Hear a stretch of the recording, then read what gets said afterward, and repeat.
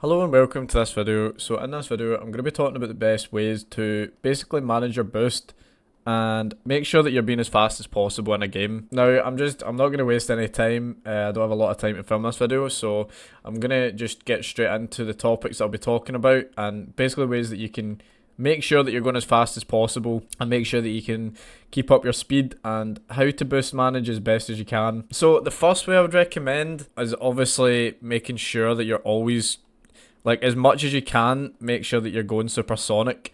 And if you know what supersonic is, obviously it's when you're boosting or you're going as fast as you can, and the purple trail, as you can see at the trail at the back of your car. This is the simplest way to do it. Now there's ways that you can go supersonic, and one of the best ways is wave dashing off the wall. This is like, you can gain a lot of speed by doing this. Obviously, I've been trying wall dashing lately. That's kind of the way I've been going to do it lately. But I wouldn't recommend this if you haven't got simpler ways sorted out yet. Another way is speed flipping. So a speed flip obviously takes a lot of practice. And I did make a tutorial on, kind of how to do the Musty Speed Flip training pack. If you would like to go watch that and, kind of see, this is like one of the most high level things that you need to just have down. And to be honest, it's not even that difficult once you understand how it works. It's like, but I'm not going to talk about it in this video, but it's in my other video if you want to go learn it. Speed flipping is one of the ways. Another way of managing boost is making sure that you're actually fast aerialing.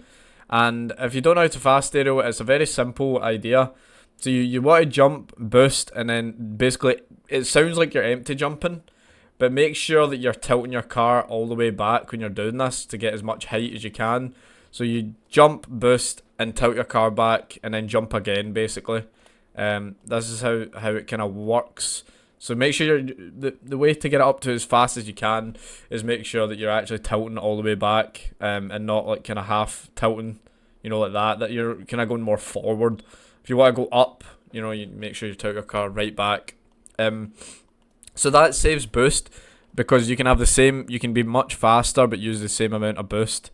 As you would not, in general, you do just use less boost when doing that. If you're just jumping, if you're just jumping like that, it's kind of, I don't know, you're just really slow. And a lot of folk, kind of learn that early on. So another way of managing boost that I found is, this is more of like a mechanical thing. So if you are getting time on the wall, another way of doing it is the pre-flip air dribble that I spoke about in my previous video. So this basically means that you can get so much closer to the goal without using any boost at all.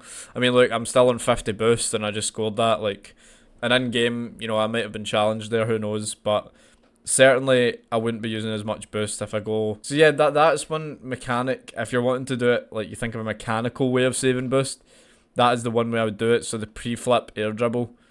Look, like, I'm literally barely using boost here.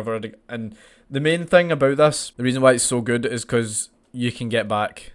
That's the whole reason that you would learn this. It makes getting back and rotating much quicker. What I want is people to consciously think about this stuff when you're playing. Like, don't, just make sure you're not autopiloting when doing this stuff. It's just a quick piece of advice during the video. Like, make sure, for a while at least, that you consciously think about this if you're not good at it yet. So another thing that I would recommend, this isn't so much boost management, this is just like pathing. But it does come under the same thing because, you're being as efficient as possible. There's different, like, kind of pads around the map, obviously.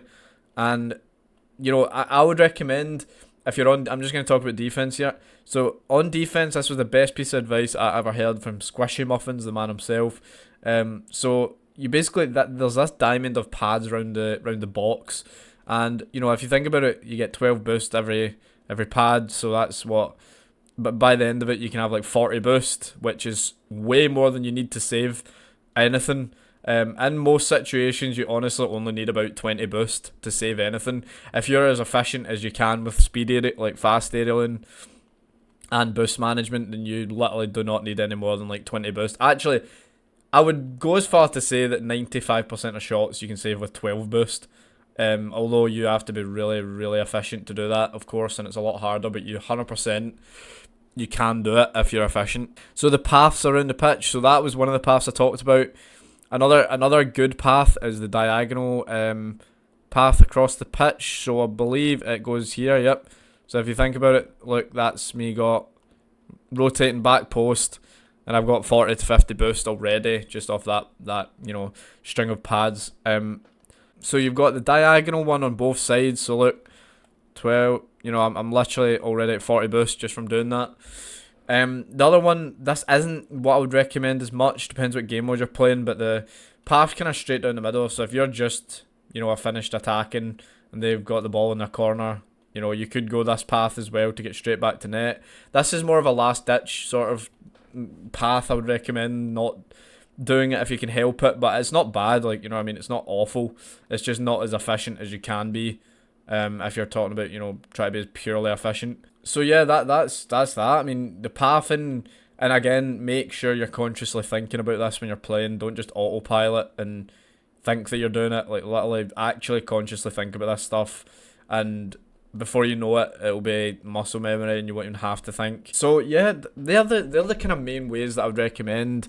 There's obviously a couple ways, more in depth, like how to go supersonic.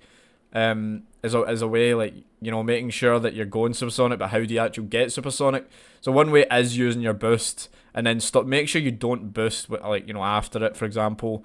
So once you're supersonic, do not use boost. It's just you literally don't have to. You're going as fast as you can. Using boost is just a complete waste. You're wasting your boost, and that's a thing that a lot of lower ranks I've noticed. They do, which is a bad thing to do. Definitely, and it's such a simple fix as well. Just don't boost. Literally just don't boost.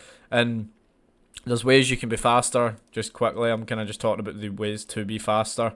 So wall dashing is one. If you're watching this video, I wouldn't recommend doing this if you haven't got the simpler ways down yet. But wave dashing off the wall is a good way. So you don't even have to use any boost. If you're already going on the wall, look how quick. If you efficiently wave dash, you're already going supersonic without using any boost. Yeah, I would recommend speed flipping, and they're basically the best ways to go as efficiently fast as possible. I think that those are the best ways I would recommend.